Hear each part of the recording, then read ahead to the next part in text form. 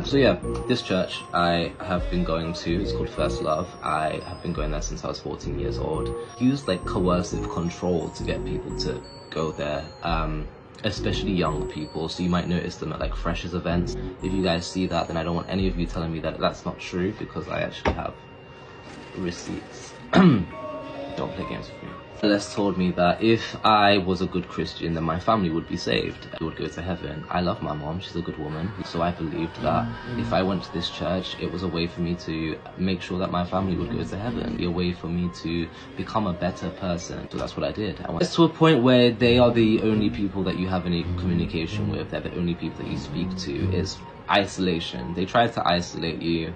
They try to make sure that you are not involved with anybody else who isn't part of their church. For example, they use Bible verses and take them out of context. So there's a verse in Ecclesiastes that says, how can two walk unless they agree? And they more or less say to you, don't be tethered to unbelievers. So they basically say that you as a Christian should not be friends with anybody who isn't a Christian, because that's bad, because you'll become like them. I had a sense of community. They were my friends. In fact, they were my family, and they call themselves a family. Dag Heward-Mills is the leader of this church. He writes multiple books. These books are like a collection of books called the Macarius. They believe that he is their spiritual father. They believe him to be a prophet, so they call him prophet. They call him daddy. They call him daddy.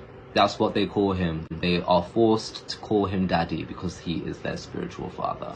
This cult that I've been a part of, they isolated me from my family. They isolated me from my friends. They made sure that they were the only people that I had like communication with. I was like 15. I really struggled with self-harm in the form of I don't know if you guys notice, a lot of people see me like on my story and think, oh yeah, he's a confident guy, he posts like his abs all the time, etc, etc. I'm not that confident. I'm getting there, I'm trying to get there, but I don't know if you guys noticed, I have like burns on my arms, then on my chest. I used to like burn myself when I was younger. It was just a form of expression of anger. When I was younger, my dad was very abusive. I felt like I was getting back at him by hurting myself. I speak to like my pastor about it, and he would tell me like, don't speak to your family about that, because they aren't Christians. They're not going to give you godly advice. If they give you advice, the advice that they're going to give you is like of the world. It's bad advice because they're not Christians. I felt as though I was like, okay, cool. If I want to be a good Christian, I want my family to go to heaven, I have to completely